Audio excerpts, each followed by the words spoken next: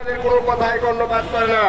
তো এবার তাদেরকে আমাদের কথাগুলো শুনতে হবে, কারণ আমরা এখানে মনে করছেন যে কয়েকজন কতিপয় কয়েকজন এখানে দাঁড়িয়েছে না।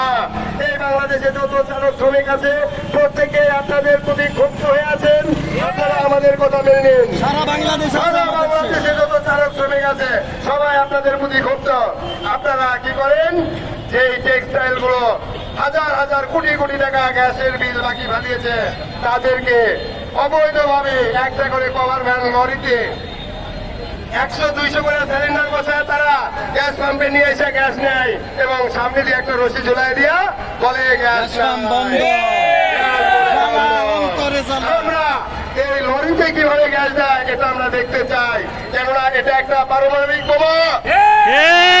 300-400 যেই লরিতে গ্যাস বহন করেন তারা, আর একটা লরি যদি কোথাও বিস্ফোরণ ঘটে ওই এলাকা উড়ে যাবে। আমরা কিছুতেই এই লরিতে গ্যাস দিতে দিব না। আপনাদের কানে কেন যাচ্ছে না বারবার বলার পরেও?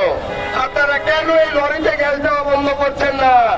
আমাদের জন্য মারাত্মক গ্যাস, যেটা চালকদের দেওয়ার কথা, যেটা পরিবহনে দেওয়ার কথা, সেই গ্যাসকে আপনারা অবৈধভাবে তাদের কাছ থেকে 2 টাকা 4 টাকা বেশি পাওয়ার লোভে আমাদের গ্যাস তাদেরকে দিয়ে দিবেন।